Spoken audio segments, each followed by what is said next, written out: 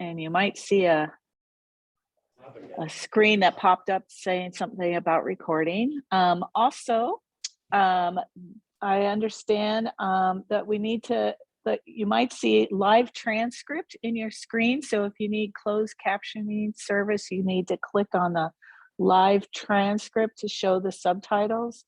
There's a little pull down menu and it says show subtitle. Click on that. And I just discovered that when my subtitles showed up, they were covering up somebody's face. So you can actually click on that little window and move it around so you can put it to someplace that it's easier for you to read and not covering up the screen. And in the meantime, we'll let Judy type in those instructions in the chat box.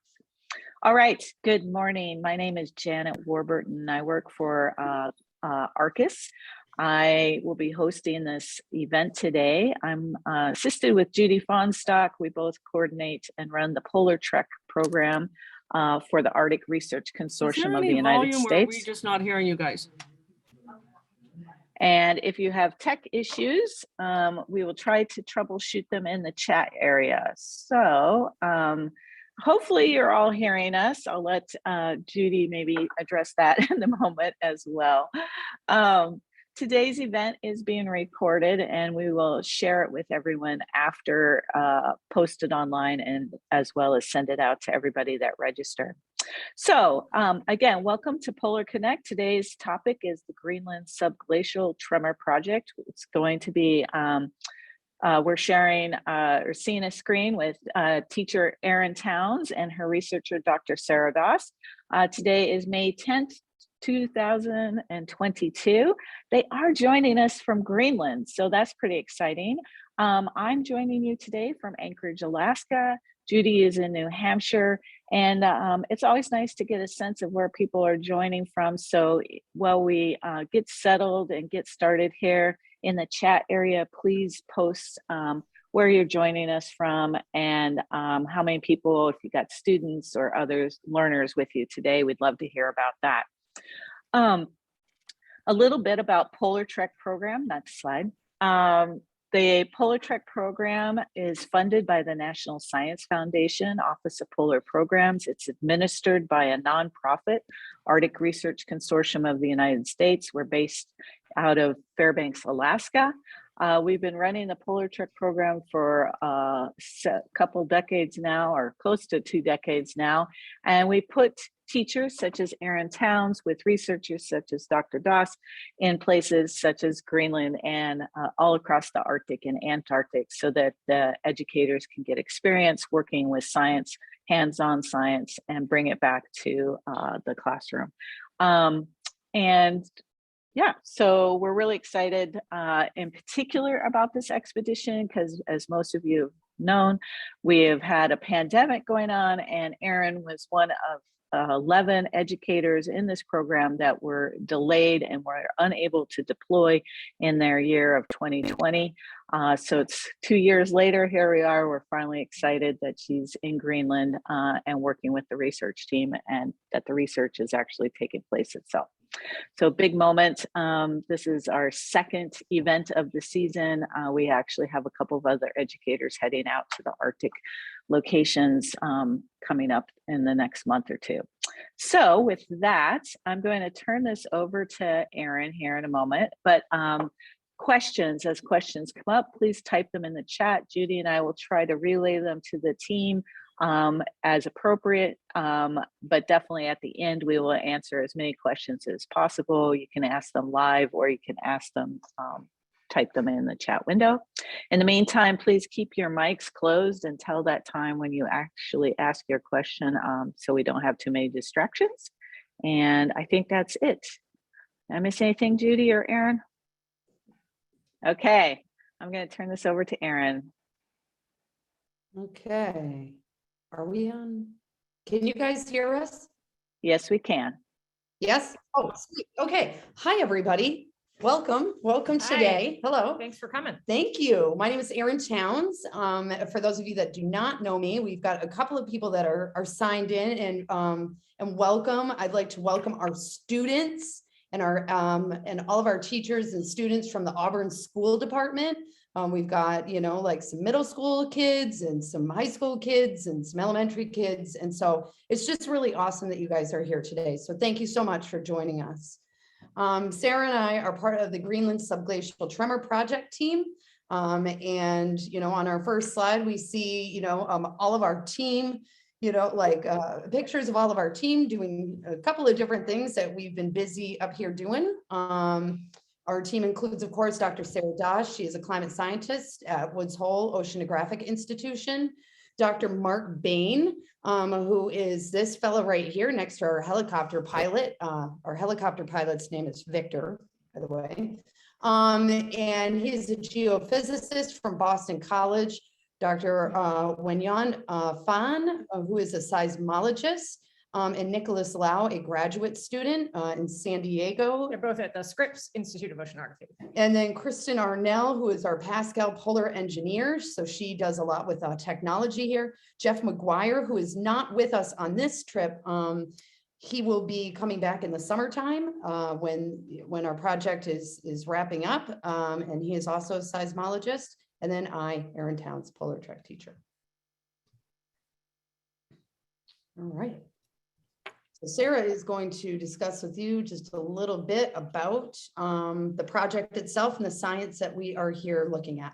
Yeah, I'm going to take a few slides just to orient you all to some of the science questions that's motivating our work here. It's allowing us, myself and Erin and the team, to travel to Greenland and show some pictures, a couple easy diagrams to help you get a sense of the science puzzles that we're trying to unravel. So on the bottom left, you'll see a map of the Greenland ice sheet with a little box inset star indicating our research area. So we're working on the western side of Greenland. Greenland is the largest island and is almost entirely covered by ice. There is a little bit of land poking out around the edges, which is where the towns and settlements are located, such as where we're sitting right now. But almost the entire island is covered by the Greenland ice sheet. In its interior, it's over 2 miles thick. Where we're working on the western side, where that red star is about 1,000 meters, so just over half a mile thick of ice under our feet. The big picture in the background shows you what the ice looks like when we fly out to it any day that the weather allows our team to get out there and work on our instrumentation. It's a pretty stark landscape, especially this time of year. It's really just sort of bare white snow and bits of ice poking up through, and generally clear blue skies. If it's cloudy or stormy, the helicopters can't fly, so we're stuck in town. Actually, this morning and many mornings, we're here in town. It's been snowing quite a lot, so we've been in a lot of snowstorms. The next, get that? There we go.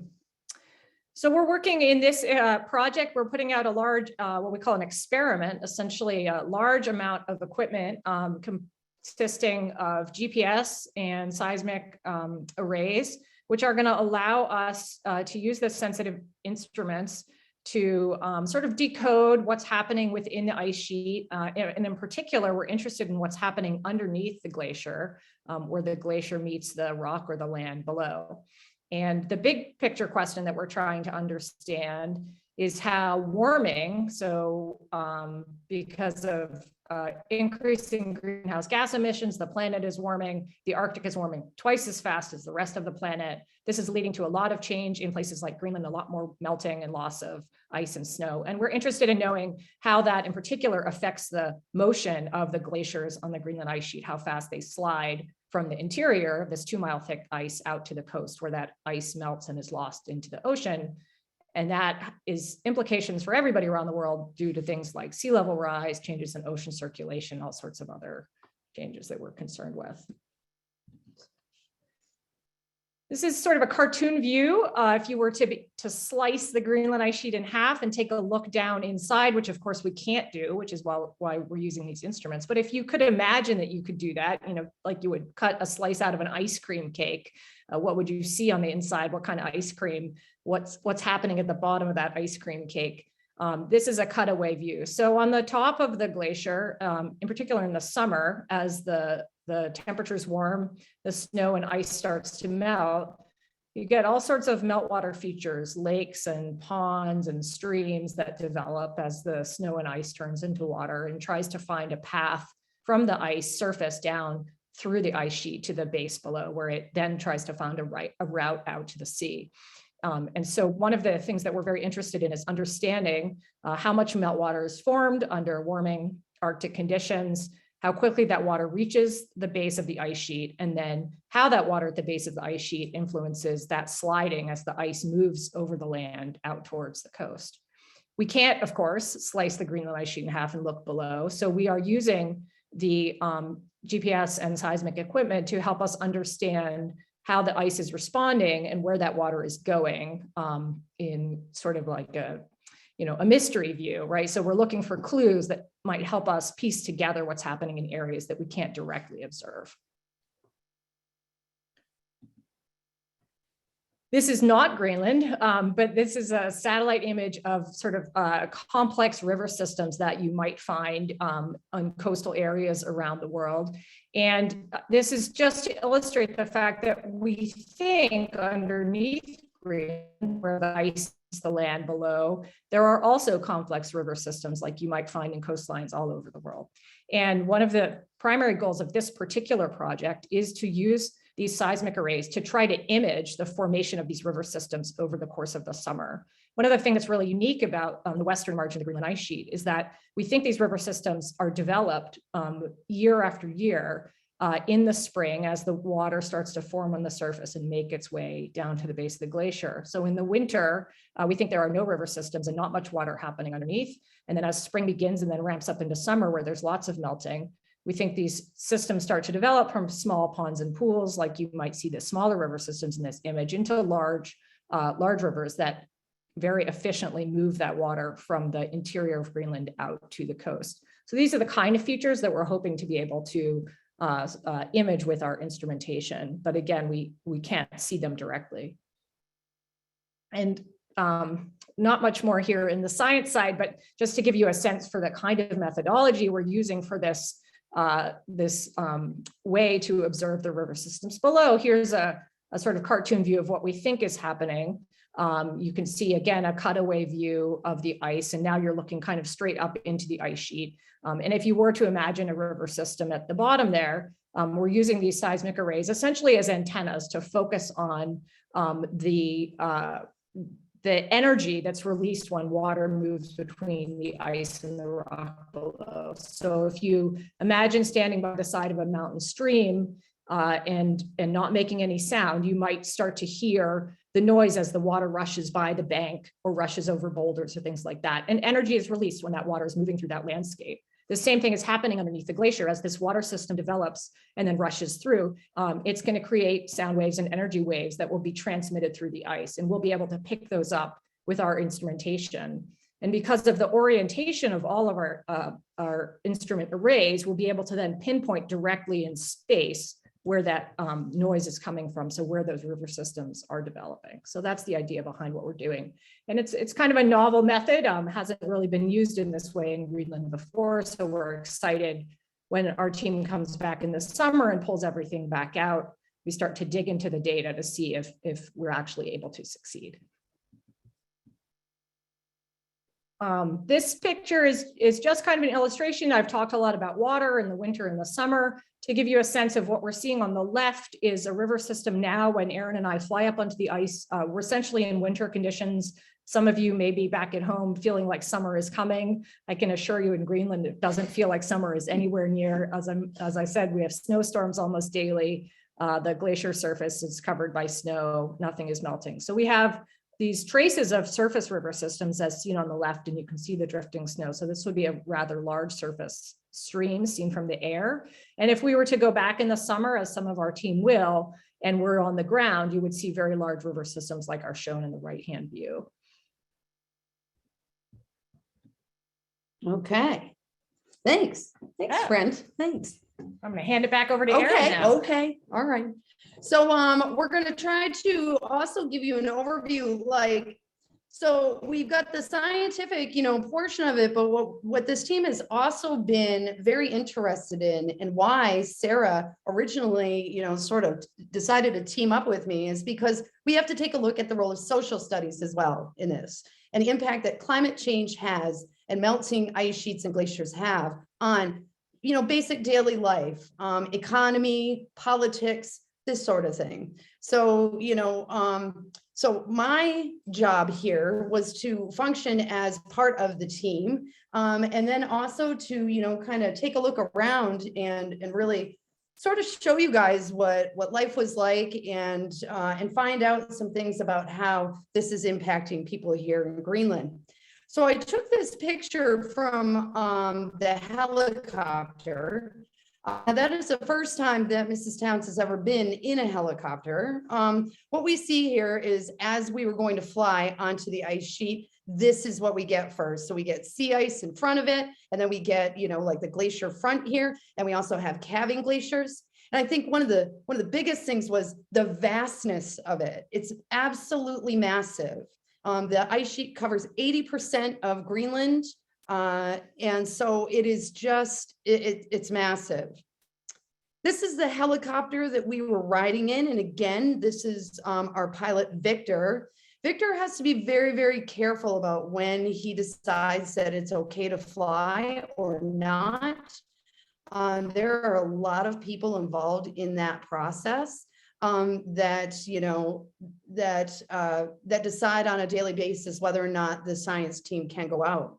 Now, keep in mind that we only have a certain amount of time that is planned for being on the ice sheet. So you have to keep in mind that if a science team can't get out there to be able to put down their instruments and do the work that's necessary to put those in, that plan needs to be reorganized. So I think one of the largest lessons that I took out of this is the absolute constant shuffling of logistics and plans, and the way that this science team actually functions and really, really does a lot of thinking that is outside of the box. And I know that my students, that are sitting in this room here, we talk about thinking outside of the box all of the time, and this is a real life application of such a thing. We wanted to show you a video, a little video. I'm not sure if it's going to work. Please bear with us a little bit, and we'll see. I'm going to try it, right? And this gives you an idea of what this kind of thing looks like, right? So this is the first time that I ever took off in a helicopter. It was pretty, I could feel my heart pounding in my chest.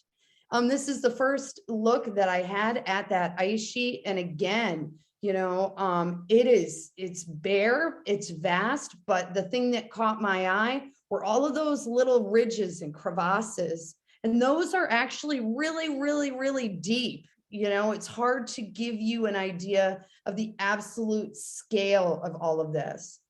Like Dr. Doss just told you, underneath all of that ice, right, is more ice that's frozen. But when it thaws in the summer, it will be a lot of rivers. Here we see the first day that we landed. And as you can see, the wind was absolutely unbelievable. This is some of what we do to put down. Hold on a moment. I'm the only one that's not seeing a video. We are not seeing your screen or your video at the moment. So it's probably you sharing, like stop sharing your presentation and then share your QuickTime maybe. Yeah, we're just seeing the top of your PowerPoint presentation. Yeah. If you were running it on a different screen or something. Go back to the video. Sorry, stand by. Stand by, please. Stand by, please. But it's a great description. Okay. And go back to the beginning. See if that works. Yeah, and then you'll have to reshare your screen. Can you see the beginning of the video now? No, because you aren't sharing your screen yet. So you have to go down to the bottom and it says share screen. Okay. Yeah. Got it. I think we did. This, oh, you got to pick that one. Yeah. I don't know. I mean, can you see it now? Yes, we can. Now we can. For a treat. Oh. Yes, it's nice to see the video. Round two. Round two. Round two. Okay, round two. So, yes. So as I was saying, this is the helicopter ride. My heart was in my throat at this point. I was pretty scared about it, actually. Pretty nervous at first because I've never been, but this is the ice sheet that I'm telling you about, and you can see the bareness and the vastness. Here are the ridges that I was talking about that are the crevasses. In the summertime, all of this will look much different. It will be pure blue ice, right? And rivers and lakes. Yeah. Rivers and lakes across the top of it. Gives you just a second to and it's tremendously beautiful. You guys know I'm a photographer, so I was having a field day. I shot 400 photos that day. Here we see, this is the wind. The very, very first time that I was ever on an ice sheet, the wind was absolutely incredible. And while we did work like this, drilling holes with a jiffy drill, and here's our friend Kirsten trying to put together stuff, the wind was just absolutely unbelievable. It really took my breath away for just a second, and I had to get orientated with life itself because it was really confusing. Plus, moving around in all of the clothing was just unreal. Oh, this is my slow-mo. Yeah, and the only place that I got any reprieve from the wind was actually ducking my head into a canvas bag. Okay, so here also we're trying to fit equipment so it doesn't always go smoothly. So we would have to re-drill things. We have to reorient things because it's very precise. No, there are no cutting corners. And then of course, like headed back to town at the end of the day. Usually we were out by about 9 a.m. and headed back by about 5 or 5:30 at night. Okay. Did everybody see that? I don't know. Yes, we did. We did great. Thanks. Now you'll probably have to stop sharing that and go back to your presentation. Okay, can you see? Stop sharing that. We got to reselect. I cannot do this. Okay, I am doing it. Thank you for saying that. Okay, here we go. All right, so I wanted to show you what life was like. This is around town. Here we see Ilulissat, Greenland is got a population of about 4,600 people. It's right in an ice fjord.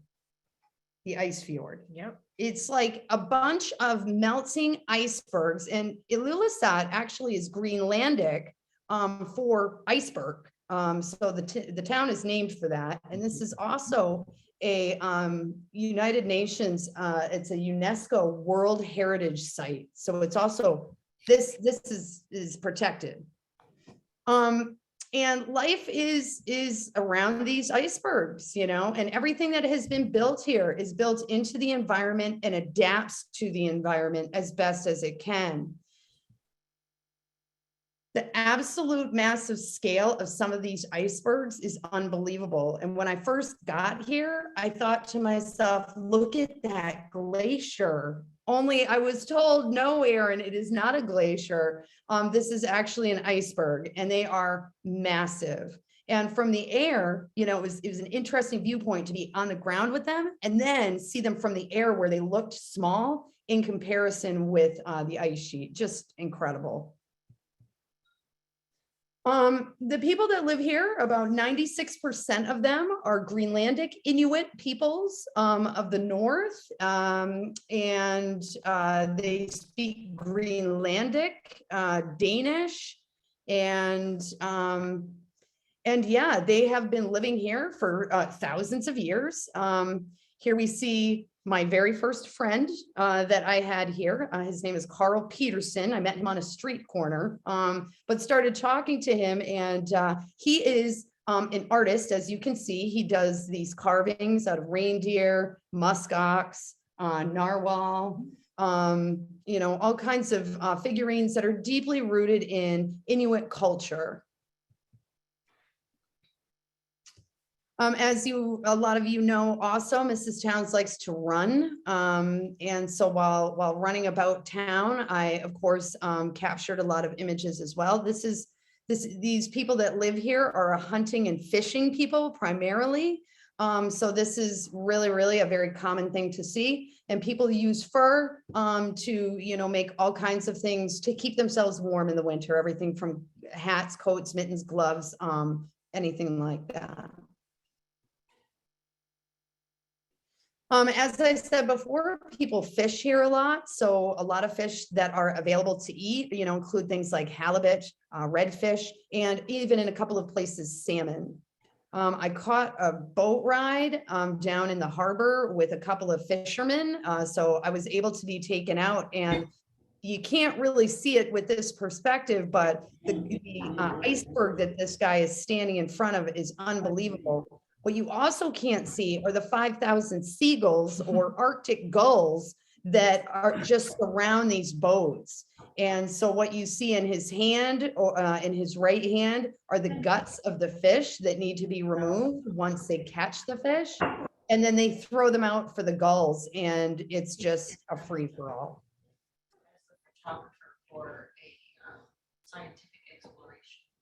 This is the port of Ilulissat, and this is a pretty busy place. I have a hard time sometimes taking photographs of individuals, and there's a reason for that. This area is expecting over the next year close to 50,000 tourists. Now think about that number for a minute in a neighborhood of 4,600 people. And what's making that tourism possible is more available time due to changes that have been experienced here in climate, and the ports being open and able to accept, like some of these, like large passenger ships and even more flights into this area. It's a double-edged sword, according to some of my sources on the ground here. And I can only tell you what people have told me, right? In that, on one hand, it's changed the economy. So it's gone from not as much, like fishing and hunting, to turning over to a more tourism-based industry. And that can be, something good, and it can be something bad. It's good because, businesses can make more money. It's bad, on the other hand, because it puts a tremendous strain on the people that are here. They do not have enough individuals to cover the workload that has been created by this. You have to, people come here during the summer to help out from places like the Philippines in order to work, to cover that amount of, the amount of individuals. Plus, getting back to why I don't take a lot of pictures of people here is because there's a lot of people roaming around the neighborhood, just taking random photos, without people's permission. And as a matter of fact, not one photo have I taken of a child, because you also had tourists that showed up and would take pictures at like the elementary schools, of the kids playing at the school. Now think to yourself for a minute, what happens if somebody takes a picture of me that is not authorized? And I just ask you to sit with that question for just a second. Think about that. We had a question about food. Fish, and more fish. This is a musk ox burger. You can also get reindeer burgers. But a lot of fish, like offerings, reflecting, of course, the culture that is here. Seal is sold here, and you can, get it, but I have not seen it on any menus, out and about. And I haven't really seen any for sale in like the grocery stores or anything like that. There is a specialty store in which you can get seal, and you can also get another delicacy here, which is whale. And whale is served traditionally in Greenlandic homes, and usually as sliced up as steaks, and then it's fried with a lot of onions. Or whale blubber can be available, but from what I understand, once it hits the shelves, it goes really quick. It's a very, very popular and very expensive delicacy here. I saw these numbers on the side of a lot of buildings, and I thought to myself, these are large numbers. And what it is the hours, that are open. So I don't have to call the menu and hit 1 for the store hours. This is it. It's very handy. But this is the grocery store, the Hannaford, if you will, of this area. the fancy one. Lots of sled dogs around here. This area is known for its sled dogs. Sled dogs traditionally were used for hunting and getting people to fishing grounds when there was a lot more sea ice. Today, you know, a lot of these dogs have been replaced by snowmobiles, ATVs, and boats because of the warming climate. Those traditional routes to those hunting and fishing grounds is no longer accessible by dog or dog sled. You know, they sure do look cute, these dogs. However, you know, it is recommended that we stay our distance, you know, from them. They are built to run. I saw one running down the street that had escaped yesterday, and he had the chain behind him, and that thing was cruising. You know, so owners don't like, you know, like individuals talking to their dogs or feeding them, and you should never, ever, ever pet a dog or a sled dog without the owner's express permission and the owner standing next to you when doing it. Another traditional activity and something traditional to this culture is the kayak. And people hunt. That was the traditional role of the kayak, was to assist in hunting and fishing. And today it's still very much used. As a matter of fact, if you are going to hunt whales in the southern areas of Greenland, you can only do so by law in a kayak. So this is very much a part of growing up. Is learning how to, you know, paddle a kayak, how to do a roll in a kayak, which is a survival tactic, not just for fun. And on the right-hand side here, we see a game that's used, and it's, you float this out, and people take turns trying to, it's almost like darts would be in the United States, only this is with harpoons in the water. And the idea is to sink your, you know, harpoon or shoot it straight through that green hole. And I think lastly, wrapping up, you know, transportation here it reminded me a lot of Maine in many ways. You know, lots of snowmobiles, teenagers being teenagers, they're walking around, you know, they're having fun with their friends. You've got people that are, you know, operating their cell phones while they're waiting for buses, you know, and individuals here, however, bike and they walk and they run, you know, a lot more than what I'm seeing. It could be because there are no roads that exist between settlements. So in terms of transportation, if I wanted to go for a visit to the next town over, I can't do that unless I'm on, at the appropriate time of year, of course, a sled, you know, with some sled dogs. I can take a snowmobile. There are snowmobile routes, but you have to be careful, you know, of going through.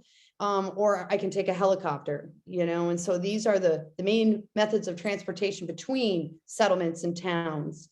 In Greenland, there's only 75 to 80 settlements and towns in all of the country, you know, and I believe I read something the other day that it was 90 miles worth of roads in all of Greenland, and only 40 miles of them are paved roads. So think about that for a second, you know, as well. I also saw a lot of people walking, and one really kind of interesting note that I found really interesting is that children, no matter how old they are, except for babies, okay? But like once they can walk, those children are walking. Nobody carries children here.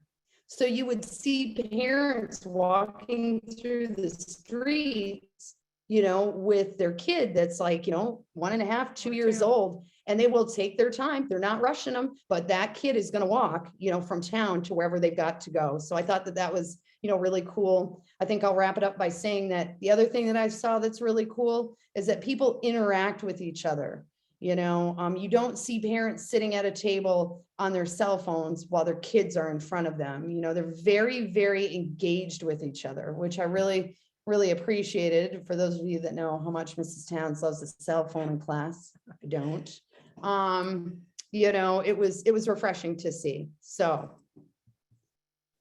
I don't know, but do you think we covered it? I think we covered a lot. I'm sure there's lots of questions about what we've been talking about. I see a lot of stuff has come into the chat. I don't know, Judy or Janet, if you want to field some at us, or if we should wade through. Yeah, I was going to have you stop sharing your screen though, so we can see you, and then we can Look at also everybody. we can also get to hear some questions. So there were some questions while people are typing them in. There were questions that came up, so I'll relay them. Ken earlier asked, can you feel the let's see, can you feel the seismic waves produced by the movement of the glaciers? So can you feel the seismic waves? Oh, that's a great question. No, you can't feel them when you're standing there, which is why we need to use the seismometers that pick up the very, very sensitive energy waves that are coming up through the ground. So if you saw in Erin's video where we were drilling those holes, and at one point it looked like we were kind of dipping a can into the ice, that orange can is actually the sensor that is going to be frozen in under about 4 feet of ice, and where we've put out a couple of dozen already frozen into the ice. And those sensors will be detecting these very fine waves of energy as they come up through the ice and be recording that information. Okay, cool. Sarah asked, how deep were the holes you drilled? We're laughing because it's really a lot. It's very physically demanding to drill holes in ice, as you might expect. So we would drill down, what do you think, maybe 3 or 4 feet, and then Kirsten, the engineer, would come over and look down and go, She like, can you get a little deeper maybe? So we try to get them in about 5 feet or so. And that's based partly on how deep we can drill with our particular drill, but also the area of the ice that we're working in melts. About 5 feet of ice is lost off the top every single year. And we want these sensors to stay frozen into the ice as long as possible. But we also need to get them out when we come back in early August. So we're making a bit of a guess that by putting them in about 5 feet by early August, they'll be close enough to the surface that we can retrieve them. And we are using a Jiffy drill for those of you that are familiar with the Maine ice fishing life, you know, and to drill that. That's a lot of Awesome. Okay. Jean was asking, is an iceberg a broken off part of a glacier? Indeed, it is.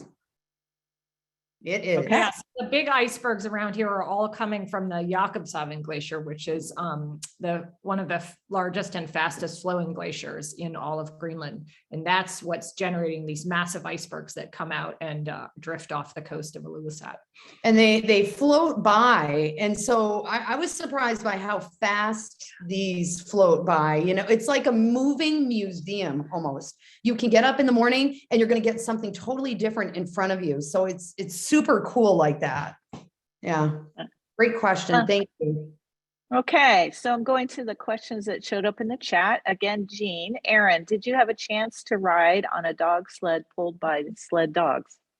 No, Mom, I did not yet. But no, I did not get a chance to do that. Our days are a little busy, you know, everything from prepping, you know, to be out into the field, to getting out into the field, plus the dog sledding. We are at the tail end of that season. And so right now, the opportunity to do so is just not there right now. Good reason to come back. Yeah, good reason to come back, yes. Anthony is asking, does it ever get warm enough to grow any crops in Greenland? Oh, You want to take that? I can't take Okay. that. I can't even. It's a bit out of my wheelhouse. I do know in southern Greenland, they do have some farming going on now. There are some potato farms and maybe some other crops. In this part of northern Greenland, it's really not warm enough to grow anything sort of in a you know, kind of agricultural sense. There are, you know, you can forage, there are berries and mushrooms, and there are, you know, things that do grow naturally that people do forage and use as part of their diet. And people around town, Erin won't have seen this having not been here later in the summer, but people do have greenhouses attached to their houses, and you will see people that have, you know, maybe they're trying to grow some herbs or tomatoes or something inside their greenhouse. Yeah, and all of the vegetables, you know, that are in the grocery market are all imported for the most part. Yeah. Brought in by ship or by airplane. Yeah. Okay, Tage Mavens is saying, why is it called Greenland when it's mostly ice? Well, that actually goes back to history, and it was sort of like they wanted to fool people into, settling in this area. I believe is the way that story the goes. legend. The legend. So, and in all actuality, like in the southern area or whatnot, there's a little bit more. There's only one forest in all of Greenland, and it's found in the south. But yeah, for the most part, it's a lot of ice. Martin is asking, was there the possibility of working with teams from other nations? If so, what form, shape did it take? What was the process? Have you ever worked with teams from other nations? Certainly we've had collaborators that have worked with us here from, for example, the UK or Canada or Denmark. Our particular project right now is not an international one, but there are teams that come and work in Greenland, from all over, really, whoever can get support from either their national government or other ways to come and do research here. And there are also Greenlanders who are working here, especially out of the university in Nuuk. There are local researchers, people who collaborate on particular projects where they're interacting with communities or more sort of in the coastal environment, and that people are trying more and more to work within the local research community as well. Cool. Okay. Jennifer says, thank you so much from JMG. Karen says, to what extent are you involving Indigenous knowledge? I would say that we're not in the research sense in terms of the actual science experiment that we are doing up on the ice. As far as I can tell, the Indigenous communities do not have, well, I don't want to say they do not travel on the ice, but their own way of interacting with the ice in the community is much more based on coastal environments. So, the fishing, traveling on land, sea ice and things like that. For the glaciers themselves, it's almost like a really separate, isolated part of Greenland, even though they're right next to each other. They might as well be in different worlds, has been my experience. So there hasn't, unfortunately for us, been a good way to find an intersection there. But I would love to know if there are ways. That's definitely something looking forward that I think would be important if there are intersections there. And there are a lot of international organizations right now that are working towards, just that. I mean, it is like top of the list, as far as trying to get equitable sharing of knowledge, equitable like planning. And and talk about the teacher presentation. Which teacher? Oh, yes. Yeah, The teacher. Well, with the Greenland teacher. Oh, the Greenland teacher. Yeah. We did a presentation, as part of Ice Week. And we were zooming in with a class, in Greenland, and really they made the point too that, that it was all about, trying to make and build partnerships that our students could be able to, communicate with Greenlandic students and really share that knowledge about each one of their environments, and really kind of start to plant more seeds, into future generations as far as the importance of Indigenous knowledge and the combination with science. So, yeah.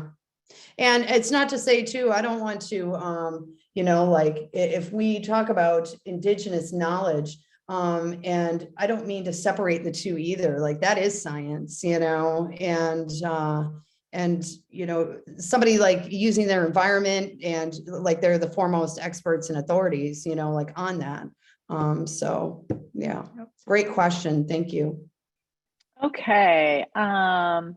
Why did you choose Ilulissat as opposed to another site in Greenland?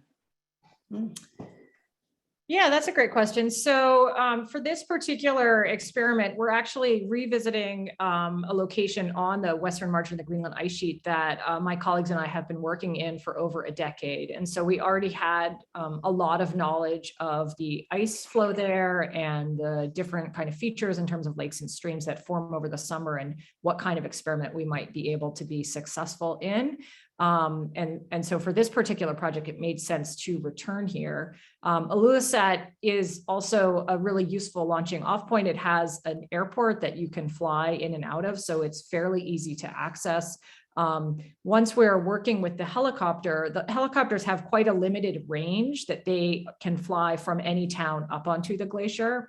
And so, you almost could just draw a circle from Ilulissat around it and say, which part of the glacier can you reach from here? And that, originally really helped dictate where we wanted to be working on the ice. All right. Jennifer said, I noticed the drill. I could use it for ice fishing. Judy's asking, are the vegetables that are flown in all from Denmark? And also, where are you streaming from right now? Okay, so the vegetables that we have seen a lot is brought in from Denmark. Sometimes that can be, obviously a good thing, because then there's produce available that you can't get here.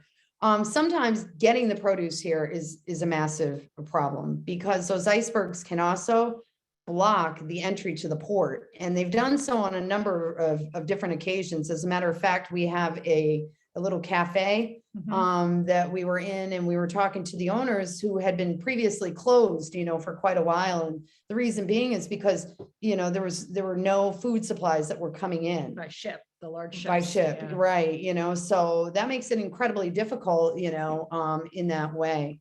And today we are zooming in from one of two houses that we are staying in that the team has, that the team shares. So this is not ours. It's sort of like the Airbnb of Greenland. So Yes. rental houses in town. There's quite a lot of options, from high-end hotels to rental houses to a youth hostel. So there's lots of different options for where to stay. And I think people, are under the assumption that because it's in the Arctic, like there's nothing there, and that's just simply not the case. And they are building, there's like a ton of hotels, like they just built is it the Best Western? It's the Best Western. Is it the yeah. Best It's a little Western? bit weird. Anyways, but Sarah was really excited because she wasn't camping on the ice this time. Right. So many of the years where we come up and do this work, in particular in the summer, rather than staying at a nice, cozy, warm house in town, we would first load up our helicopters for a few trips with all our camping gear, and be set out on the ice for a couple of weeks, and then be able to do the work just based on our tent-based camps. And then a couple weeks later, the helicopter would come and bring us back to town. For this particular project, both because of the sort of winter conditions, as well as the kind of experiment, which involved so much equipment, heavy equipment, and so much drilling, it made much more sense for us to fly in by helicopter to put the instrumentation out. And part of that is because in the winter conditions like now, the ice surface is covered by snow, and so you can't see the hazards. You can't see where there might be big cracks or holes. So it's just not safe to move around on the surface. It would, if you wanted to move around safely, you'd have to be roped up and always probing through every snow, and that would just be so time consuming. You wouldn't be able to get any work done. So that's another reason we use the helicopters this time of year. And if you notice, like if you see pictures of us, we've got climbing gear on at all times, and very, very, very strict like protocol as far as how far away from the helicopter. One of the very first things that Dr. Bain and Dr. Doss did was go out and they probed, like the areas, and there was a lot involved with, sort of previewing the different sites and where they were going to land. Satellite imagery. Yeah, to make sure that everybody was going to be safe. Yeah, that's the most important thing, even on a science expedition, is that everyone comes home safe and sound. Okay, great suite of questions here. So Scott is asking, what is the average wind chill temps these days? I don't know. Is wind chill? Cold. Well, the average, I looked up the average temperature the other day, for this area. And in December, the average temperature was 0 degrees Fahrenheit. But with the wind chill, in Ilulissat, right? Yeah. But with the wind chill and out on the ice, I don't know. Yeah. What do you So think? where we're working on the ice right now, it's probably around -10 or -20 degrees centigrade at its coldest. That first day that we took Erin out and the wind was howling. Oh my goodness. It was, I don't know what the wind chill factor would be, but suffice it to say that you had to have every bit of bare skin covered up, or you instantly would have had to be concerned with frostbite. So it was Yeah, it was dangerously cold if you weren't prepared. Yeah, and to move around with that many clothes on was like a workout in itself. Like that was, the struggle was real for like the first, like, you know, like I would say half hour just to like get used to, and then you're carrying large equipment. Like you really have to have a certain level of physical stamina, you know, to do some of this work out here for sure. Okay. Let's see. JM is asking, will you be able to get all the research equipment out to the ice sheet as planned? Well, nothing ever goes quite as planned. So we'll have put out close to 3 complete arrays, which is actually really fantastic. So we won't put out all the instrumentation that we brought, but we'll put out enough to have put out a complete experiment and should be able to successfully observe what we're hoping to observe. We're always struggling with bringing enough equipment to put out a full array, but then we contend with things like, you know, bad weather days or some piece not working as we expected. So, you know, we try to define different levels of success. So I'd say we've put out a very successful experiment, not every piece that we brought, but certainly enough to do what we set out to do. Cool.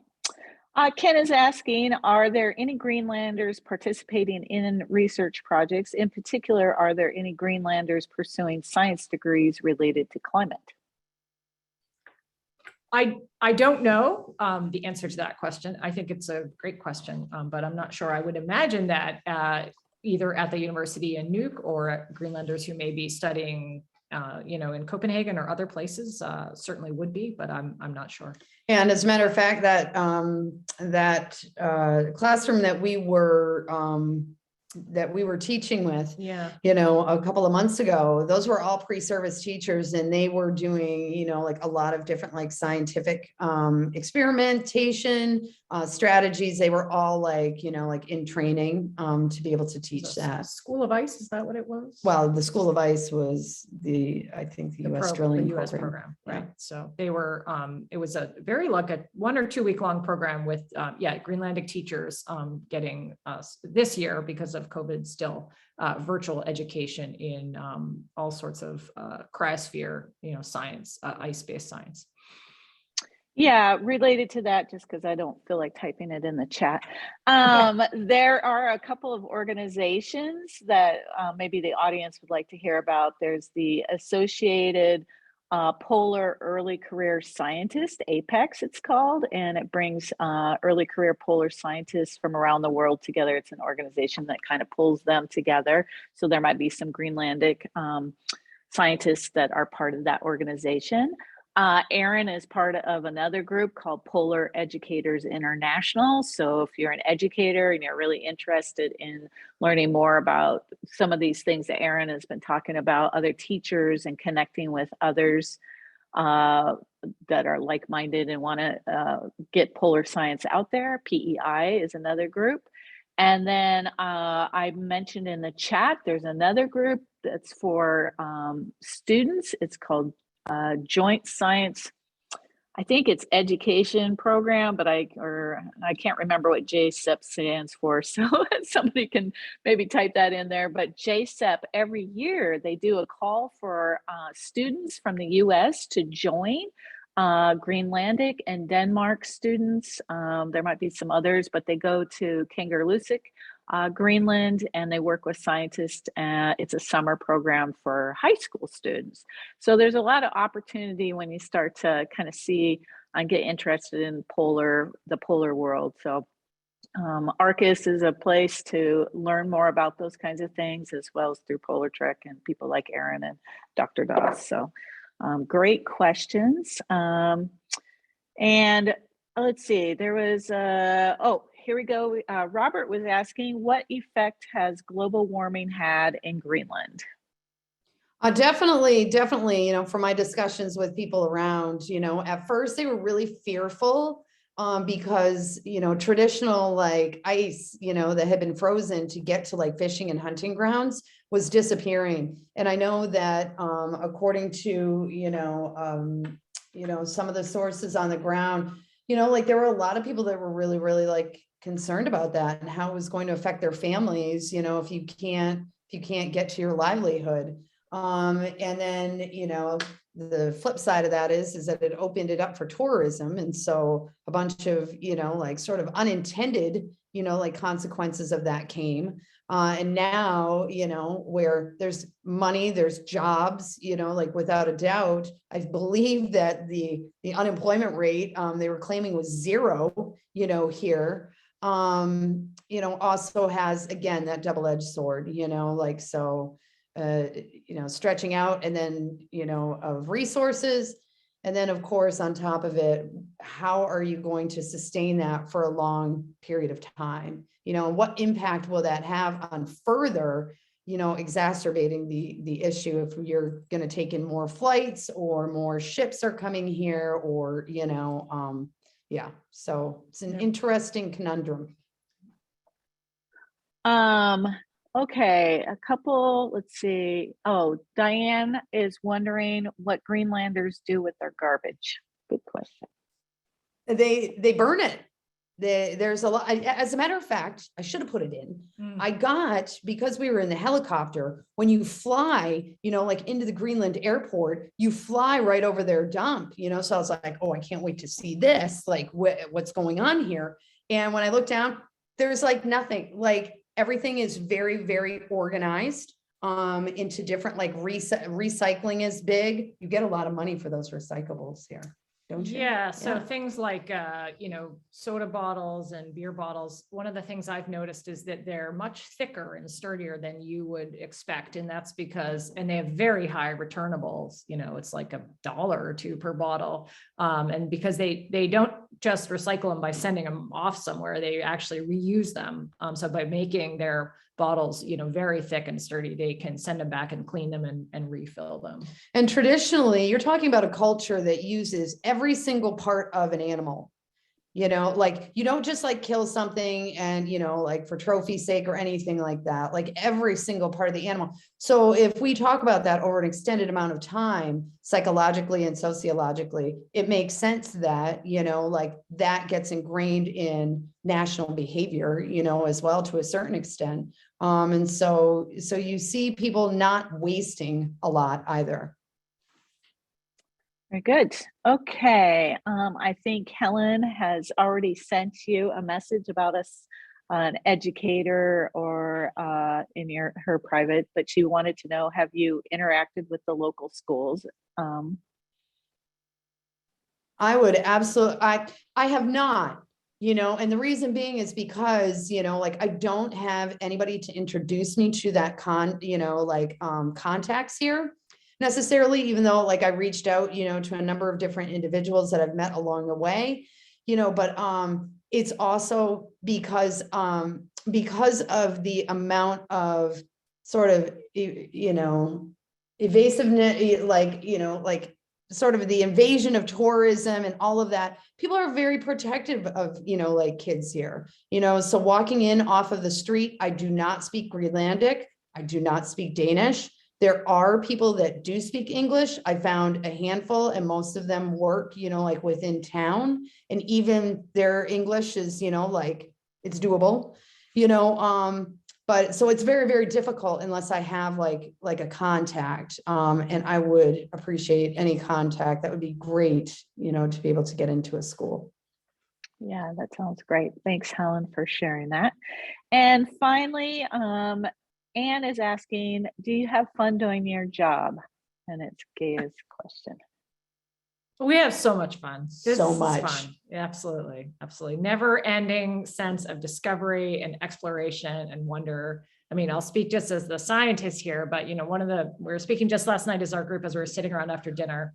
One of the things that's just so incredible about this kind of job is, you get to wake up every day and think up big, new, exciting questions, figure out how to answer them, build a great team of people around you, bring in people like Erin to sort of help even broaden the scope of what you're doing and the learning that's going on. And everything is always new and exciting.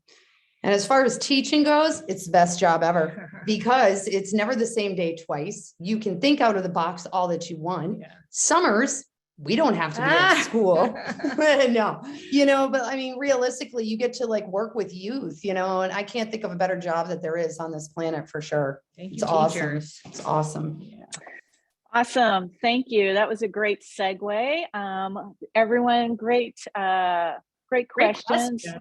Thank you. Yeah, we're going to wrap this up here. Fantastic event. Thank you, Ms. Towns and Dr. Doss, for sharing. Everybody that joined today, again, we are archiving this. So if you had to sign off early, or you want to share this recording with somebody else, it will be available in the next couple of days on the website, as well as sent to you. As I started out, we do have several educators that are fortunate to travel to the Arctic this summer. So we hope that you'll stay in contact with PolarTrek. There's a number of ways you can follow along. Keep reading Erin's journals and posting those great questions. And oh, when are you guys coming back? I forgot to ask you that. We leave tomorrow is our last day, So we're sadly. leaving at the end of this Wow. week. It's Yep, just true to come story. home. It's Yeah, true story. She's Bye. coming home.